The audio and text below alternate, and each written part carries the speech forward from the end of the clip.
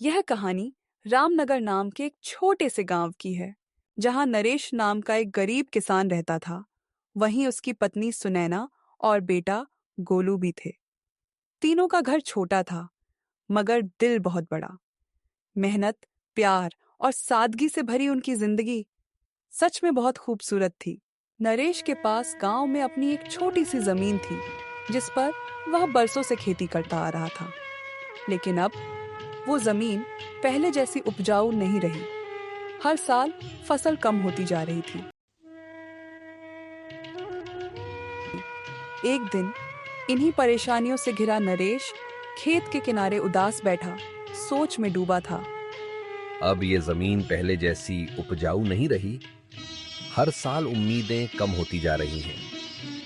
लगता है अब वक्त आ गया है कुछ नया सोचने का, कोई और रास्ता अपनाने का।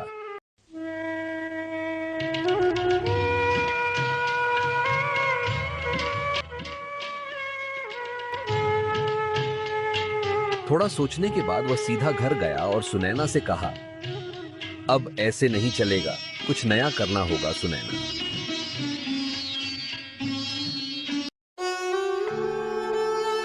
अरे जी, क्यों ना आप एक बार ठाकुर हरनाम सिंह से मिल लें। वो बड़े नेक दिल और मददगार इंसान हैं। शायद कोई रास्ता निकल आए। नरेश को सुनैना की बात जंच गई। अगली ही सुबह वो उम्मीद लेकर ठाकुर साहब के घर पहुंच गया। नरेश धीरे और सम्मान से, ठाकुर काका प्रणाम, मैं नरेश हूं, क्या आपसे दो पल बात हो सकती है? नरेश बेटे, तुझे यहाँ देखकर अच्छा लगा। बोलो, सब ठीक ठाक तो है? थोड़ी देर चुप रहने के बाद नरेश ने टूटे मन और भरे हुए गले से अपनी सारी तकलीफ ठाकुर साहब को सुना दी। उसकी आंखों में उम्मीद भी थी।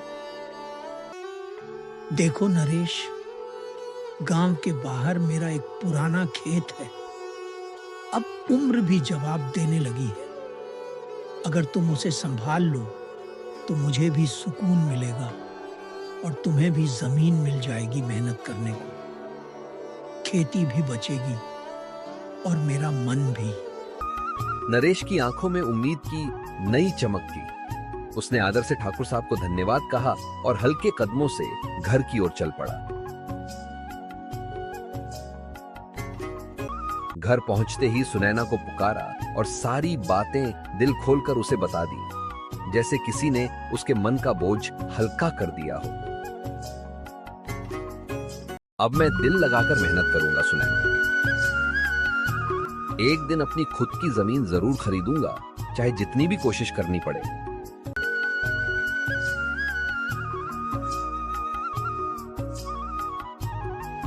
अगले दिन वह खेत पर एक नया काम करने गया था, लेकिन तभी घास में छिपे एक जहरीले सांप ने उसे काट लिया। दर्द से कराहता हुआ वह जमीन पर गिर पड़ा और बेहोश हो गया। शाम ढल गई, लेकिन नरेश घर नहीं लौटा। सुनैना की बेचैनी बढ़ती जा रही थी। रात भर वह दरवाजे की ओर टकटकी लगाए बैठी रही।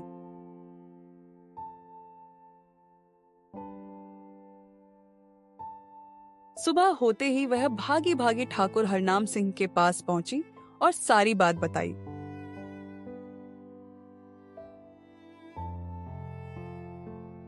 ठाकुर ने बिना देर किए अपने विश्वास पात्र नौकर बीरबल को खेत की ओर भेजा।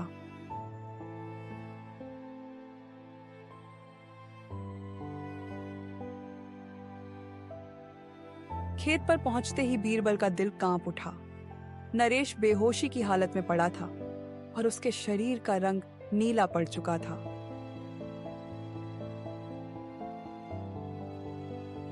बीरबल पास के गांव भागा और वैद्य जी को लेकर लौटा। ने नरेश को देखा और बोले, नरेश अभी जीवित है, लेकिन गहरी बेहोशी में है। होश कब आएगा कहां नहीं जा सकता।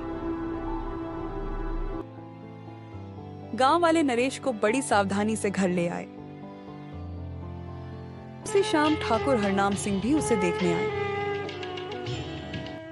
उन्होंने सुनैना को ढांढ से बंधाया और कहा, हिम्मत मत हारना, सब ठीक हो जाएगा।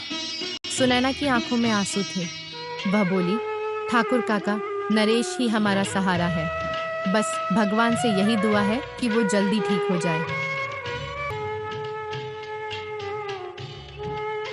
सुनैना ने दिन रात उसकी सेवा में कोई कमी नहीं छोड़ी। बेटा गोलू भी बहुत उदास था और हर पल अपने पिता के ठीक होने की दुआ कर रहा था। गोलू आंखों में आंसू लिए, माँ अब घर कैसे चलेगा, पापा तो बीमार हैं। सुनैना बोली, बेटा चिंता मत करो, मैं सब संभाल लूंगी।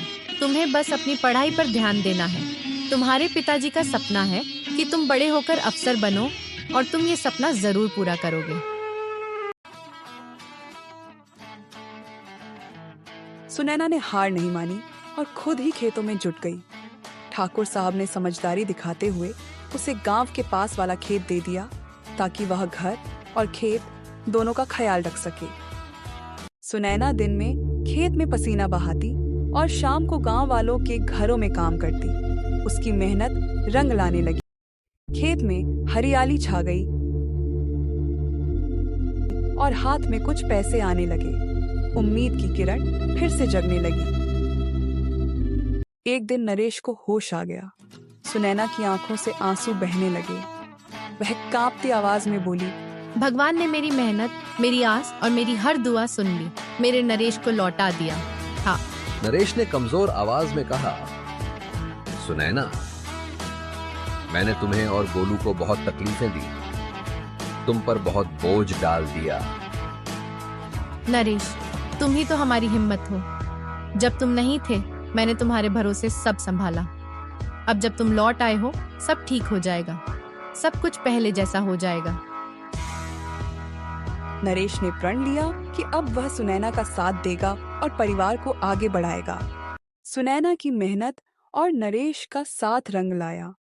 गोलू की पढ़ाई लगातार चलती रही और एक दिन वह अफसर बन गया।